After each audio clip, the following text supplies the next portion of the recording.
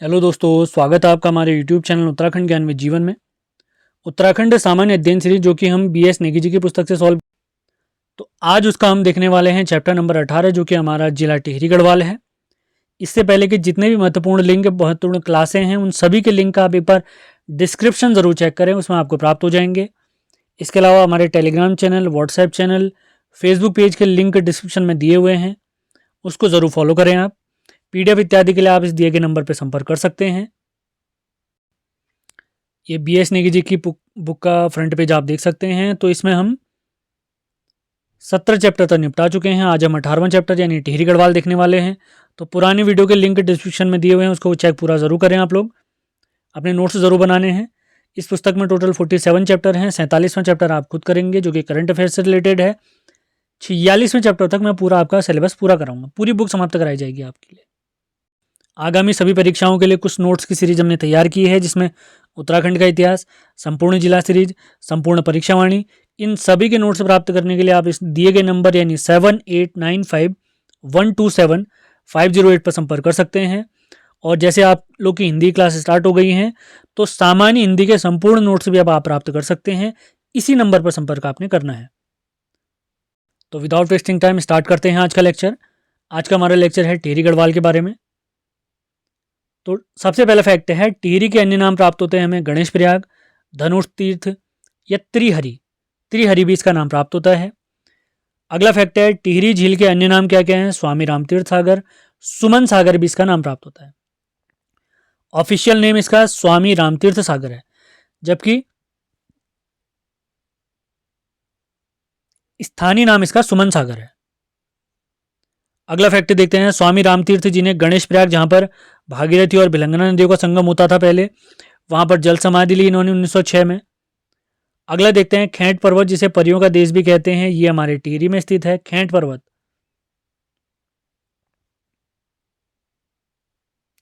Khatling glacier, जहां से हमारी प्यारी भिलंगना नदी निकलती है, इसकी खोज करी है इंद्रमणि बडौनी जी और सुरेंद्र सिंह पांगती जी ने। अगला फैक्ट है, टिहरी वन विभाग की स्थापना 1 मई 1885 को हुई है। 1 मई 1885 को।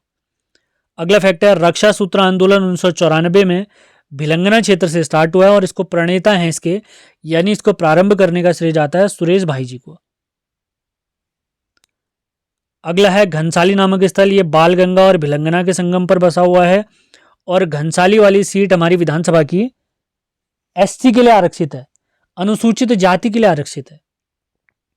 आगे बढ़ते हैं, कीर्तिनगर के समीप शिव मंदिर में अलकनंदा नदी के तट पर पवित्र स्नान किया जाता है और इस स्थल को डुंडी प्रयाग के नाम से भी जाना जाता है। मोस्ट इंपॉर्टेंट फैक्ट मान के चले आप लोग इसे।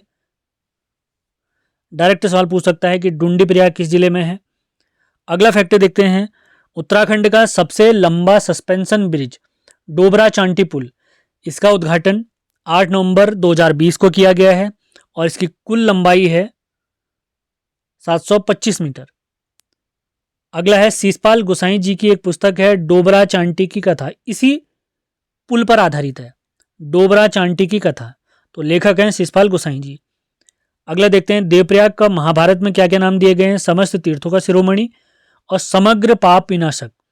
तो देवप्रयाग के महाभारत में नाम प्राप्त होते हैं ये, तो आपने याद रखना है। इसके अलावा इसे सुदर्शन क्षेत्र और इंद्रप्रयाग भी कहा गया है। देवप्रयाग में आपको मैं क्लियर करा दूं, भागीरथी और अलकनंदा नदियों का संगम होता है। ये पंचप्रयाग में 5वां प्रयाग है। इसी के बाद जो नदी आगे बढ़ती है उसे हम गंगा कहते हैं।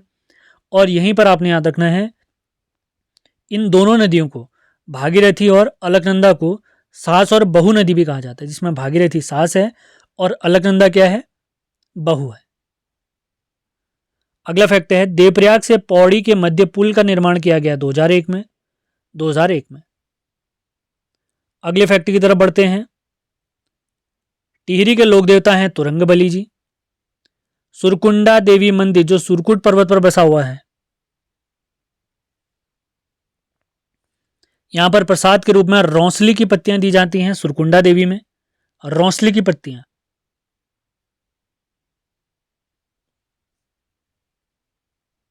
आगे बढ़ते हैं, एक और शक्तिपीठ है हमारे टिहरी में। तो स्कंद पुराण में चंद्र बदनी का नाम प्राप्त होता है भुवनेश्वरी पीठ, और इस पीठ में या इस चंद्र बदनी में पशु बलि समाप्त करने का श्रेय जाता है स्वामी मनमंथन जी को 1969 में। यह चंद्रकूट पर्वत पर बसा हुआ है, यह भी आपने याद रखना है, और यहां पर एक प्राकृतिक श्री यंत्र भी प्राप्त हुआ है। आगे बढ़ते हैं। जौनपुर के मौन मेले की शुरुआत कराई है सुदर्शन शाह जी ने, और यह मेला किस नदी के तट पर लगता है? अगलाड नदी के तट पर। अगलाड नदी के तट पर। अगला फैक्ट है सेम मुखे मेला, जो कि 26 नवंबर को आयोजित होता है प्रतिवर्ष। अगला फैक्ट है वीर गब्बर सिंह मेला, जो कि प्रतिवर्ष 21 अप्रैल को चंबा में आयोजित होता है। अगला है संतूरा देवी का मेला, ये कैंपटी फॉल के पास आयोजित होता है।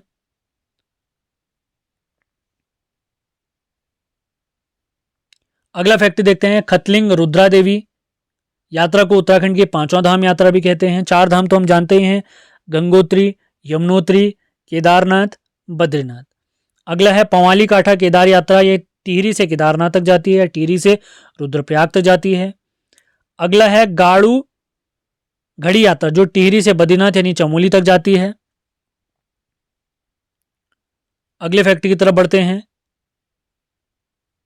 हिमालय नक्षत्र वेधशाला हमारे प्यारे देवप्रयाग में है, 1946 में इसकी स्थापना हुई है, और इसके संस्थापक हैं पंडित चक्रधर जोशी जी।